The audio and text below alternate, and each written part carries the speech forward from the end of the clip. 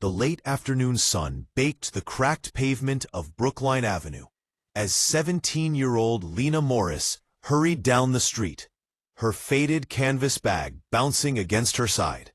She had just finished helping her mother, who worked as a maid in one of the upscale houses on the hill. Her mother always said, "Kindness is the only thing we can afford in abundance."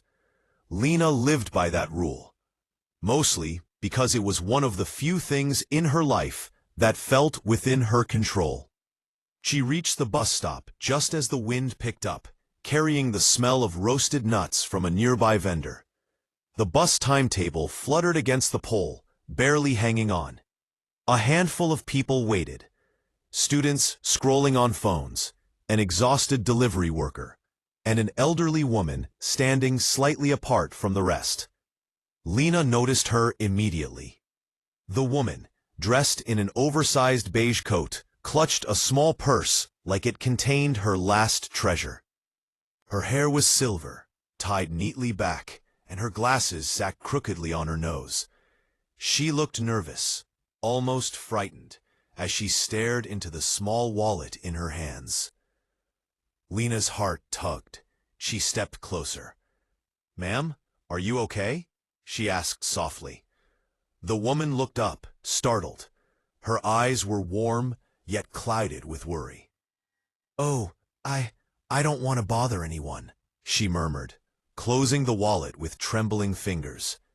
"I'm just short on bus fare. Only 50 cents. I shouldn't have come out today." Lena didn't even think twice. "It's not a bother," she said, already digging into her bag for coins. "I've got you." The woman's eyebrows lifted, a mixture of surprise and embarrassment. "I don't want to take from a young person. You must need it more than I do." Lena smiled gently. "My mom always taught me, if you can help, you should. And right now I can." She placed the coins into the woman's hand. For a moment, the old woman stared at them like they were far more valuable than spare change. Her eyes shimmered.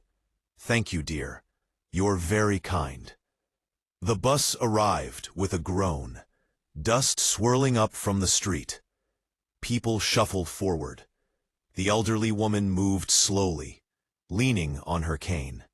Lena stayed behind her to make sure she boarded safely. When the woman turned to find a seat, she caught Lena's hand. "Sit with me, just for a few minutes?" Lena hesitated. She had a lot on her mind. How she would help her mother with extra cleaning this weekend. How the school counselor wanted to talk to her about scholarships she wasn't sure she'd dare to dream about. But there was something about the woman's voice. Something lonely. "Sure," Lena said, and slid into the seat beside her. The bus rattled forward. After a quiet moment, the woman spoke. "I'm Margaret." "I'm Lena." Margaret nodded slowly, studying her face. "You remind me of someone I used to know." Lena gave a small laugh. "Hopefully someone nice." "Oh, very," Margaret replied, with a smile that didn't quite hide her sorrow. They passed rows of brownstone homes, small shops, and a community center where kids played basketball outside. Lena noticed Margaret watching the neighborhood with a strange intensity. "Do you live around here?" Lena asked. "Not anymore," Margaret answered. "I moved away a long time ago, but I wanted to visit an old memory." Something in her tone made Lena turn toward her fully. "Is everything okay?" Margaret clasped her hands together. "I wasn't planning to tell anyone, but today I felt lost. And then you appeared." She looked deeply into Lena's eyes. "Sometimes people show up in our lives exactly when we need them." Before Lena could respond, the bus jerked to a stop. A man in a business suit rushed on, talking loudly on his phone. Behind him came a couple arguing over groceries. But Margaret didn't look at them. She was still looking at Lena, as though trying to figure out a puzzle only she could see. "You live with your mother?" Margaret asked quietly. "Yes, it's just the two of us." "And she works?" "As a maid," Lena said, cheeks warming. Not from shame, but from the way people sometimes reacted. But Margaret didn't flinch or offer pity. Instead, her expression softened with something else. Recognition? Understanding? Before Lena could ask what was wrong, Margaret suddenly reached into her purse, rummaging around. Her fingers shook. "Oh dear," she whispered. "Where is it?" Lena leaned forward. "What's wrong?" "My address card, my ID, everything. I can't find any of it." Her voice wavered. I think it was stolen this morning." Lena's chest tightened. "Do you need help? I can take you somewhere safe." Margaret grabbed her hand again, desperation flickering in her eyes. "I don't know where to go, child." Lena thought fast. She couldn't leave the woman alone, not like this. "You can come with me," Lena said firmly. "My mom will know what to do." Margaret's eyes shone with relief. "Thank you. I wish I had met you years ago." The bus rolled on as Lena gave her a comforting smile. Unaware that the woman sitting beside her wasn't just any lost elderly stranger. She was someone who would change everything Lena thought she knew about her life, and about her mother's past. The bus hissed to a stop, 2 streets before Lena's neighborhood. She helped Margaret step down carefully, steadying her by the elbow. Evening shadows stretched long across the pavement, and the warm glow of street lamps flickered on one by one. "This way," Lena said, guiding her toward the modest apartment building she and her mother called home. A place with peeling paint, broken mailboxes, and a stairway that creaked like it carried the weight of everyone's secrets. As they walked, Margaret looked around slowly, almost as if she were studying every corner, every brick. "It hasn't changed much," she murmured. Lena frowned. "You've been here before?" Margaret blinked, as if realizing she had spoken out loud. "A very long time ago, when life was different." Lena didn't press. Something in the woman's voice told her the answer was wrapped in pain. They climbed the stairs, and Lena unlocked the apartment. The smell of simmering lentils filled the air. Her mother, Maria, emerged from the kitchen in her work uniform, her hair tied back tightly. Her smile froze when she saw the elderly woman. The bowl slipped from her hands and shattered on the floor. Lena jumped. "Mom, are you okay?" But Maria wasn't looking at the bowl. She wasn't looking at Lena either. She was staring at Margaret, eyes wide, face pale, breathing uneven.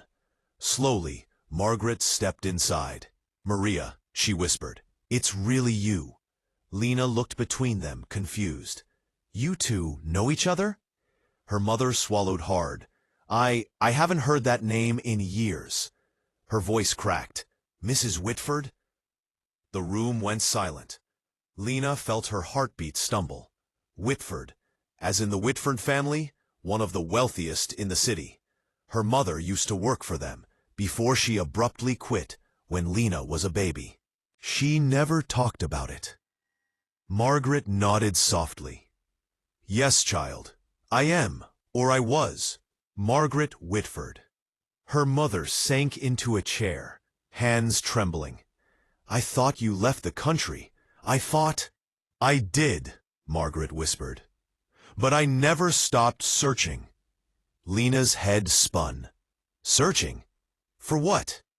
Margaret looked at her. Really looked, like she was seeing her for the first time. "For you." The words hit like a sudden gust of cold wind. "For me?"